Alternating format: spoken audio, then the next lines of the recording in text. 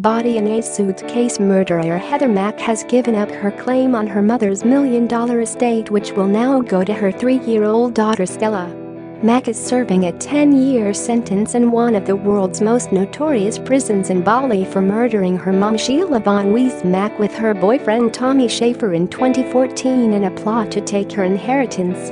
Mack was due to receive a regular income from her mother's estate until she turned 30, when she was to inherit $1.6 million, according to Sheila's will, which named her as the sole heir. But Sheila's brother William Weiss, the executor of Sheila's $1 million estate, refused to pay out, citing the Illinois Slayer statute, which states, if you're involved in a murder and you're a beneficiary of a trust of the person you murdered, you lose all rights as a beneficiary.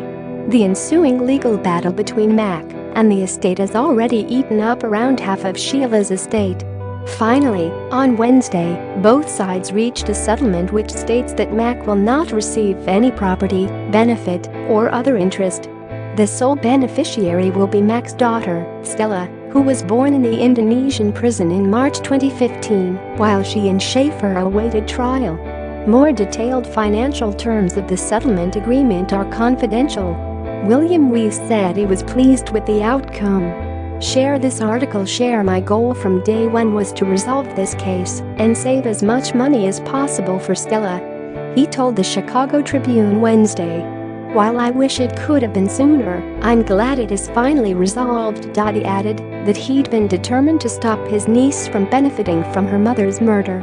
Mack's attorney, Vanessa Favia, said her client was also glad the matter was resolved. She said that Mack had always wanted her daughter to receive the inheritance, but had also asked for some funds for her education when she got out of jail. The settlement is a fair resolution for all parties, Favia said Wednesday. A Cook County judge has initially allowed about $150,000 from the estate to be used to pay Mack's overseas criminal attorney and fund her medical care. But after she was convicted, she was refused any further funds. Stella spent her first 2 years being raised inside Karabakan prison by her mom before she was taken away and placed with a local foster family. When Stella was in prison, she also received a stipend from the Weiss Trust for clothes, food and medical care for the infant. But the food and other goods bought by the trust was being sold to other prisoners in return for junk food, booze and cigarettes, according to her ex Schaefer. He says, big up to Heather for keeping Stella in jail, so the trust has to pay for her food as well, that she cooks and sells for cash to buy cigarettes, Coca-Cola and chocolate that stabilizes Stella's diet. Mack was pregnant with Stella when she and Schaefer plotted to kill Sheila, a millionaire Chicago socialite, in August 2014 at an upmarket hotel in Bali, Indonesia. They then dumped her destroyed body in a suitcase, hailed a taxi and fled. Schaefer got 18 years imprisonment and Mack 10, even though it was her own mother. Authorities say Mack and Schaefer discussed killing Von Weiss Mack in text messages. Ever since then, Mack hasn't shown an inch of remorse for what she's done. And she appears to be making the best of her time in jail. The 22-year-old has reportedly been spending her days lying in bed with Indonesian lover Rafael.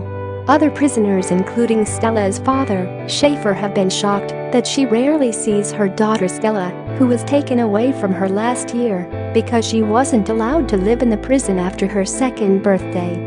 Attorney Weiss, speaking from his law office in Denver, Colorado, added, I've seen many pictures and videos that Heather posts on social media showing the partying, drinking and going out to restaurants. I do not understand how this happens in prison. It's just crazy. It's like she's dancing on Sheila's grave. She doesn't show any remorse at all. It's very sad, and we've been very frustrated by her.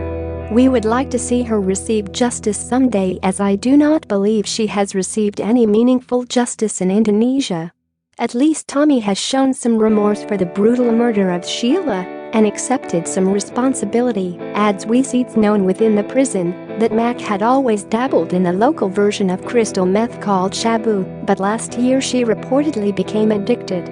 Stella is being cared for by Usher Putum Melody Swartama, a Balinese Australian who befriended Mack during the trial. Mac was said to only see her daughter less than once every 2 weeks, although she can request a visit anytime, and it's always with her girlfriend Raphael, who ironically has more say in Stella's life than Schaefer, who can't see his daughter. In the eyes of Indonesian law, Schaefer has no right to Stella now that she's out of the prison, unless he and Stella have new blood tests, but that can only happen with Mac's permission and she won't agree to it. Along with Schaefer's mother Kia Walker, Weiss tried to gain guardianship or have something in place that meant the child wouldn't have spent the first 2 years of her life inside a prison hellhole where drugs are rife. Over 2/3 of prisoners are addicted to shabu, and there are regular turf wars, which result in gruesome beatings, stabbings, and, sometimes, murders. To the Weiss family, it's bewildering that Mac managed to retain all her rights at the detriment of her daughter's upbringing. "I don't understand how any country could allow a baby to grow up in prison," says Weiss. Also, any loving mother would not want her baby to grow up in prison and would do anything to get the baby out of prison. Now the family firmly believe that the U.S. federal authorities are determined that Mac and Schaefer will face trial on their return to the U.S., as it's clear they lied in the Indonesian trial and there is no double jeopardy with Indonesia.